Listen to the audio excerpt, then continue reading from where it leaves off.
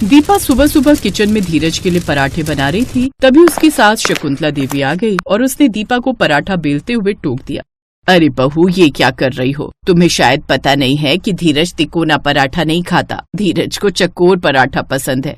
माँ जी, अब तो मैं तिकोना पराठा बना चुकी हूँ, ये वाला दे आती हूँ। धीरज जी बहुत देर से ऐसे ही बैठे हुए, दूसरा पराठा चकोर बना दूंगी। वो नहीं खाएगा, देख लेना, वापस दे देगा। उसे मेरे हाथ के चकोर पराठे पसंद है। दीपा धीरज के लिए पराठा लेकर जाती है। तिकोना पराठा? पर मैं तो चौकोर पराठा खाता हूँ। माँ ने तुम्हें बताया नहीं? बताया था, पर तब तक मैं एक पराठा बना चुकी थी। ये वाला खा लो, फिर नेक्स्ट चकोर बना दूंगी। हाँ ठीक है, खा लेता हूँ, पर एक काम करो, दूसरा वाला माँ बना देंगी। माँ? हाँ बेटा। आप कुछ कर रहे हो क्या? मेरे लिए एक चौकोर करारा सा पराठा बना दो। जब तक मैं आपके हाथ का पराठा न खा लूं, तब तक मेरा पेट ही नहीं भरता।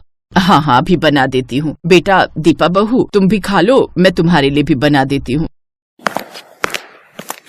धीरज और दीपा की शादी को 2 महीने हो गए थे। दीपा का मन था कि वो अपने हाथों से धीरज के लिए खाना बनाए, पर जब भी वो धीरज के लिए खाना बनाने जाती तो सास टोक देती। इसी वजह से दीपा को कभी कभी बहुत दुख होता था। सब्जी ले लो। सब्जी वाले भैया जरा रुकना। बहू, तुमने क्या सब्जी लेनी है? मैंने तो धीरज की पसंद की भिंडी ले ली है। शाम को उसके लिए भिंडी बना लूंगी। धीरज भिंडी बहुत शौक से खाता है। माँ जी, मैं सोच रही थी आज मैं धीरज जी के लिए व्हाइट सॉस पास्ता बनाऊं। मैं बहुत टेस्टी व्हाइट सॉस पास्ता बनाती हूँ। भैया से ब्रोकली, कॉर्न्स, मशरूम, शिमला मिर्च, बीन्स वगैरह लेनी है। बहू, तुम्हें पता भी है धीरज को ये सब खाने का कोई शौक नहीं है। उसे तो बस मेरे हाथ की रोटी सब्जी ही पसंद है। ये सब बनाकर तुम अपना समय भी खराब करोगी और चीज भी खराब होगी। वो नहीं खाएगा। रहने दो, धीरज के लिए मैं खाना बना दूंगी। माँ जी, अगर बनाऊंगी नहीं तो वो खाएंगे कैसे? उनको कोई बनाकर खिलाएगा तभी तो खाएंगे। मैं ले रही हूँ, बना दूंगी। अगर खाना होगा तो वो खा लेंगे, नहीं तो मैं खा लूंगी। अपने लिए तो बना सकती हूँ ना। दीपा ने पास्ता बनाने का सामान ले लिया और घर के अंदर चली गई। पड़ोसन मालती ये सब देख रही थी। होता है शकुंतला, ऐसा ही होता है। मेरी बहू कविता भी शुरू में ऐसे ही करती थी। आज देखो, कल तक मेरा बेटा राहुल मेरे हाथ का ही खाना खाता था और सबको कहता था कि माँ के हाथ के खाने के अलावा मैं किसी के हाथ का खाना नहीं खाता हूँ। समय कैसे बदल गया। कविता के हाथ का खाना उसे इतना अच्छा लगने लगा है कि आज मुझे कहता है कि तुम क्या घास फूस बना लेती हो। मुझे तो लग रहा है तुम्हारा हाल भी मेरा वाला ही होने वाला है। इसीलिए मैं यही कहूंगी कि तुम बिल्कुल भी ढील मत देना। अपने बेटे के लिए खुद से खाना बनाना। बहू को बिल्कुल भी मत बना देना, वरना बेटा माँ के हाथ का खाना भूलकर बीवी के हाथ के खाने का दीवाना बन जाएगा। पड़ोसन मालती शकुंतला को भड़काकर अंदर चली गई। शाम को एक तरफ शकुंतला देवी भिंडी काटने लगी और दूसरी तरफ दीपा पास्ता बनाने लगी। तभी धीरज आ जाता है। अरे वाह, आज तो किचन से बहुत बढ़िया खुशबू आ रही है। माँ, तुम कुछ स्पेशल बना रही हो क्या? नहीं, अभी तो मैं बस भिंडी काट रही हूँ। तेरी पसंद की भिंडी बनाऊंगी। दीपा बना रही है पता नहीं क्या, पास्ता वगैरह कुछ। मैंने तो मना किया था कि तू पास्ता नहीं खाता। पास्ता? वाह दीपा, तुम पास्ता बना रही हो? White sauce? पता है, मेरा फेवरेट है ये।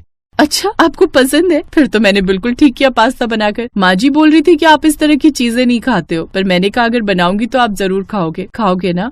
हाँ, क्यों नहीं, जरूर खाऊंगा। तुम बनाओ, तब तक मैं फ्रेश हो जाता हूँ। धीरज अपने कमरे में चला जाता है। ये सब देखकर शकुंतला देवी के मन में चिढ़न पैदा होती है। इतनी बढ़िया करारी भिंडी बनाऊंगी ना कि मेरा बेटा उंगलियां चाटता रह जाएगा। माँ जी, आप भी खाकर देखो ना मैंने पास्ता कैसा बनाया है। धीरज जी को तो बहुत पसंद आया। मुझे नहीं खाना ये पास्ता वास्ता, मैं नहीं खाती। मैं भिंडी बना रही हूँ, मुझे तंग मत करो। कुछ देर बाद धीरज कमरे से बाहर आता है। दीपा, तुमने पास्ता बहुत टेस्टी बनाया था। बिल्कुल रेस्टोरेंट वाला स्टाइल था। अब कल क्या खिलाने वाली हो तुम? मुझे रोजाना ऐसी चीजें घर पर बनाकर खिलाओगी तो मुझे लगता है मैं रेस्टोरेंट का खाना भूल जाऊंगा। आपको इतना पसंद आया? थैंक यू धीरज जी। मैं तो सोच रही थी कि आपको पास्ता पसंद ही नहीं आएगा। Thank you so much. कल मैं आपके लिए, आप खुद बताओ मैं क्या बनाऊं? एक काम करो, कल तुम मेरे लिए पाव भाजी बनाना। बहुत मन है। कल वैसे भी मेरी छुट्टी है ऑफिस की। कल मॉर्निंग में पाव भाजी खिला दो। ठीक है, कल मैं आपके लिए नाश्ते में पाव भाजी बनाऊंगी। दीपा बहू, पास्ता बहुत ही स्वादिष्ट बनाया है। धीरज, तेरी पसंद की भिंडी बनाई है, खाना दे दूं? नहीं माँ, पास्ता खाकर पेट फुल हो गया है। अब तो पेट में बिल्कुल भी जगह नहीं है। एक काम करो ना, कल मैं जब ऑफिस जाऊंगा तो अरे कल तो ऑफिस भी नहीं जाना है, कल तो छुट्टी है। आप मुझे सुबह नाश्ते में पराठे के साथ भिंडी दे देना, मैं सुबह खा लूंगा। आप खाओगे? आपका भी पास्ता खाकर पेट भर गया है। मेरे लिए एक बना दो, मैं खा लूंगा। दीपा देख रही थी कि उसकी सास का चेहरा उतर गया है। शकुंतला देवी रसोई में चली गई। पहली बार शकुंतला देवी की आंखों में आंसू थे। सॉरी माँ जी, मेरी वजह से आज आपकी आंखों में आंसू आए, इसके लिए दिल से आई एम सॉरी। गलती मेरी है, मुझे पास्ता नहीं बनाना चाहिए था। आप खाना नहीं खा रहे? नहीं, मुझे भूख नहीं है। पर मुझे तो बहुत तेज भूख लगी है और आपके हाथों की भिंडी तो मुझे बहुत पसंद है। क्या मैं आपकी भिंडी रोटी खा सकती हूँ? पास्ता खाकर पेट नहीं भरा। पता नहीं, जब से शादी हुई है तब से मुझे आपके हाथों का खाना खाने की आदत हो गई है। पेट ही नहीं भरता जब तक मैं आपके हाथों का टेस्टी सा खाना न खाऊं। तुम्हें मेरे हाथ का खाना अच्छा लगता है बहू? माँ के हाथ का खाना किसे अच्छा नहीं लगेगा माँ जी? बहुत नसीब वाले होते हैं वो बच्चे जिन्हें माँ के हाथ का खाना नसीब होता है। और हम तो आपके बच्चे हैं। हमारा तो सौभाग्य है कि हमें आपके हाथों का बना खाना खाने के लिए मिल रहा है।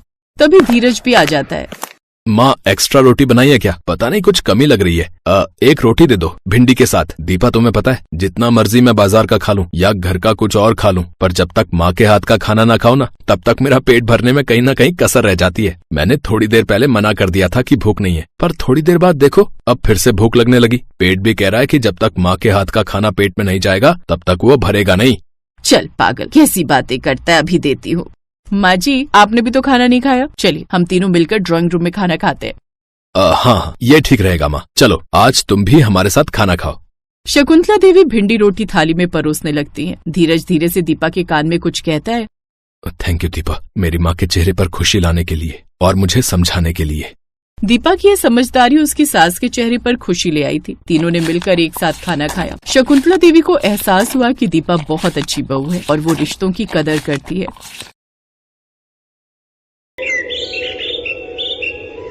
बेलापुर में गायत्री देवी अपनी दो बेटियों स्वाति और अमीशा के साथ रहती थी। गायत्री के पति की मौत कुछ साल पहले ही हो गई थी। अब गायत्री अकेले ही अपनी दोनों बेटियों का पालन पोषण करती। मेरी दोनों बेटियां स्कूल से आती ही होंगी, मैं उनके लिए खाना बनाकर रख देती हूँ। कुछ ही देर में उसकी दोनों बेटियां स्कूल से आ जाती हैं। आ गई तुम दोनों, अब जल्दी से हाथ मुंह धो लो, मैंने तुम्हारे लिए खिचड़ी बनाई है। गायत्री की बड़ी बेटी स्वाति अपनी माँ की बातों को नजरअंदाज करते हुए उसे झट से गले लगा लेती है। माँ, आपको पता है मैं कितनी बड़ी खुशखबरी लेकर आई हूँ आपके लिए। कैसी खुशखबरी मेरी बच्ची? माँ, मैंने अपनी 12वीं पूरी कर ली है और अब आगे की पढ़ाई के लिए मैं कैलिफोर्निया जा रही हूँ। अब मैं वहीं रहकर पढ़ाई करूंगी, फिर नौकरी करूंगी और आप चिंता मत करना, मैं आपको वहीं से पैसे भिजवाती रहूंगी। अरे वाह दीदी, फिर तो आप जल्दी से जाओ कैलिफोर्निया।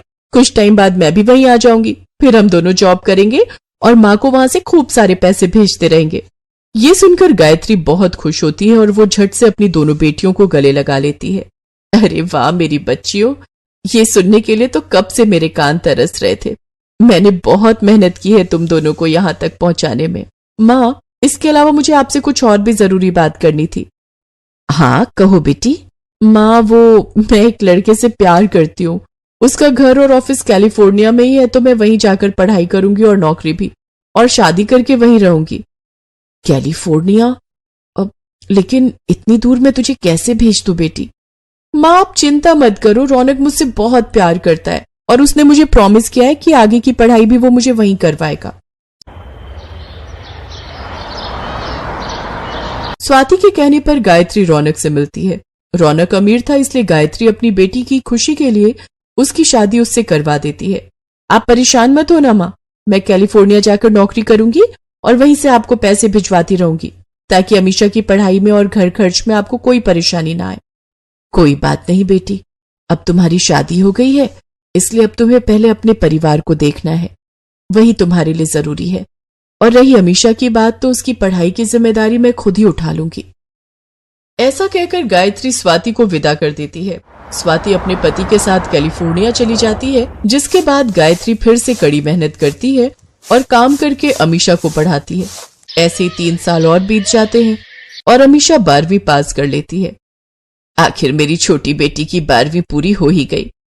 हाँ माँ, अब तुम देखना हमारी सारी परेशानियां खत्म हो जाएंगी। अब हमें ऐसे गरीबों की तरह नहीं जीना पड़ेगा। मैं शहर जाऊंगी और नौकरी करूंगी। हाँ बेटी, अब तू ही तो हमारी आखिरी उम्मीद है। तेरी बड़ी बहन तो विदेश जाकर सेटल हो गई, अब तू ही हमारे ये बुरे दिन खत्म करेगी। कुछ दिन बाद अमीशा भी शहर चली जाती है, जहां वो नौकरी करती है। शहर में उसके अमीर दोस्त बन जाते हैं, जिन्हें देखकर अमीशा भी अपनी सारी तनख्वाह अपने ऊपर ही उड़ाने लगती है। एक रोज उसके ऑफिस की अमीर लड़की Jeeva, oh god I am so tired, इतनी सारी शॉपिंग की, ये देखो मेरा ये गुच्ची का हैंडबैग और एडिडास शूज लेकर आई हूं, ये पूरे 80,000 के आए हैं। वैसे इसमें कुछ खासियत तो नहीं है, फिर तुमने इतने पैसे इसमें क्यों लगाए? उफ, तुम गरीबों को क्या पता कि ब्रांड और क्लास क्या होता है। तुम लोग तो पटरी पर लगे बाजार से ही 100-200 का कुछ खरीद लेते हो, या फिर पालिका बाजार से कुछ सस्ता उठा लाते हो, उसी में ही खुश हो जाते हो। जीवा के मुंह से ये बातें सुनकर अमीशा को बहुत बुरा लगता है और वो चुप हो जाती है, लेकिन उसकी बात उसे चुप जाती है। कुछ देर बाद अमीशा के अकाउंट में उसकी सैलरी आती है। अब मैं इस जीवा को बताऊंगी कि ब्रांड क्या होता है। अगले दिन अमीशा मॉल के शोरूम में जाती है और सारे पैसे अपने लिए ब्रांडेड कपड़े खरीदने में ही खर्च कर देती है। फिर अगले दिन ही वो अपने ब्रांडेड कपड़े पहनकर अपने ऑफिस पहुंच जाती है। उसके ब्रांडेड कपड़े देख ऑफिस का सारा स्टाफ अमीशा से ही बातें करने लगता है। तभी जीवा भी वहां आती है, लेकिन कोई उसे भाव तक नहीं देता। इस तरह अमीशा के अमीर लोग दोस्त बन जाते हैं, तो वहीं दूसरी तरफ स्वाति शादी के बाद बड़ी बड़ी ट्रिप पर घूमती रहती है। देखो न रौनक, हम लोग एक बार भी स्विट्जरलैंड नहीं गए। लास्ट टाइम हम मालदीव्स गए थे, लेकिन इस बार मुझे तुम्हारे साथ स्विट्जरलैंड की बर्फीली वादियों में जाना है। ओके बाबा, इस बार मैं तुम्हें स्विट्जरलैंड घुमाने ले चलूंगा, ठीक है? वहां बर्फ के गोले बनाकर खूब खेलना। बस अब तो खुश। फिर रौनक स्विट्जरलैंड की ट्रिप प्लान कर लेता है। इस तरह दोनों बहनें अपनी अपनी जिंदगी पूरे मजे से जी रही थी। तो वही बेचारी गरीब बूढ़ी माँ ठंड में कांपते हुए फूल माला बेचती है, लेकिन इस बार गांव में भारी बर्फबारी पड़ने के कारण वो ये भी नहीं कर पाती। ऊपर से उसकी टूटी फूटी झोपड़ी में बर्फीली सर्द हवाएं आ रही थी। हे भगवान, कितनी ठंड लग रही है। काश कि मेरी बेटियां वापस आ जाएं। पता नहीं वो कब आएंगी। गांव से जाने के बाद तो उन दोनों ने एक बार पलट कर तक नहीं देखा अपनी माँ को। इससे तो अच्छा होता भगवान तू मुझे एक बेटा देता, कम से कम वो मेरे पास तो रहता। क्या पता बेटा होता तो वही मेरी देखरेख अच्छे से कर लेता। ठंड से कांपते हुए गायत्री आंगन में रखी लकड़ियां लेने जाती है, लेकिन ठंड लगने के कारण वो वहीं पर बेहोश हो जाती है। आसपास के लोग उसे उठाकर उसकी झोपड़ी के अंदर लाते हैं, फिर डॉक्टर को बुलाते हैं। देखिए, इन्होंने अपने जीने की उम्मीद पूरी तरह से छोड़ दी है। पता नहीं कब इन्हें क्या हो जाए। अगर इनकी कोई आखिरी ख्वाहिश हो तो आप लोग उसे पूरा कर दीजिए, नहीं तो न जाने कब क्या हो जाए। गांव के सभी लोग ये बात सुनकर हैरान रह जाते हैं और फिर डॉक्टर वहां से चला जाता है। डॉक्टर की बात सुनकर गांव के लोग आपस में कहते हैं, इस बेचारी की आखिरी इच्छा भला अपनी बेटियों को देखने के अलावा क्या ही हो सकती है। मुखिया जी, मैं आपसे हाथ जोड़कर प्रार्थना करती हूँ, इस गरीब की आखिरी इच्छा पूरी करो, नहीं तो ये ऐसे ही अधूरी इच्छा लेकर भगवान को प्यारी हो जाएगी। कमला के कहने पर मुखिया गायत्री की बेटियों का नंबर निकालकर उनको फोन करके उनकी माँ की तबीयत की जानकारी देता है। दोनों बेटियां झट से फ्लाइट पकड़कर अपनी माँ को देखने आ जाती हैं। अपनी माँ की हालत देख दोनों हैरान रह जाती हैं। माँ, ये क्या हो गया आपको? माँ, आपने एक बार भी हमें अपने बारे में कुछ नहीं बताया। अपनी बेटियों की आवाज सुनकर गायत्री उनसे कहती है, मेरी बच्चियों, तुम दोनों यहाँ आ गई। तुम दोनों का चेहरा देखने के लिए मेरी आंखें तरस रही थी। ये गरीब माँ अपनी दोनों बेटियों को अपने सीने से लगाने के लिए बेताब थी। आओ आओ, दोनों मेरे सीने से लग जाओ। गायत्री अपनी दोनों बेटियों को गले से लगा लेती है, जिसके बाद वो उन्हें बहुत प्यार करती है। अपनी माँ का ये प्यार देखकर उन दोनों को अपनी गलती का एहसास होता है। माँ, आपने हमारे लिए इतना संघर्ष किया, हमें पढ़ाया लिखाया, लेकिन अपने लिए कभी एक शॉल तक नहीं ली। हमें आपने फर्श से अर्श तक पहुंचाया और हमने आपके लिए कभी कुछ नहीं किया। बिल्कुल सही कहा दीदी आपने। माँ ने तो कभी अपने बारे में सोचा ही नहीं, और हम जैसी बेवकूफ बेटियों ने तो अपने शौक ही पूरे किए, माँ के लिए कुछ सोचा ही नहीं। अगर माँ के बारे में थोड़ा सोचा होता तो उनकी आज ये हालत नहीं होती। मेरी बच्चियों, अपने आप को दोष मत दो। तुम दोनों अपनी जिंदगी खुशी खुशी जी रही हो, इसके अलावा मुझे और क्या ही चाहिए। तुम दोनों कामयाब हो गई हो, इसी बात की मुझे खुशी है। तुम अपनी जिंदगी में ऐसे ही हंसी खुशी रहना। ऐसे कहते ही गायत्री अपने प्राण त्याग देती है, जिसके बाद दोनों बहनें खूब रोती हैं। अपनी माँ के आखिरी वक्त पर उन दोनों को अपनी गलतियों का एहसास हो जाता है। इस तरह दोनों बहनें अपने दिल में पछतावा लिए वापस शहर और विदेश जाकर अपनी जिंदगी अपने तरीके से जीने लगती हैं।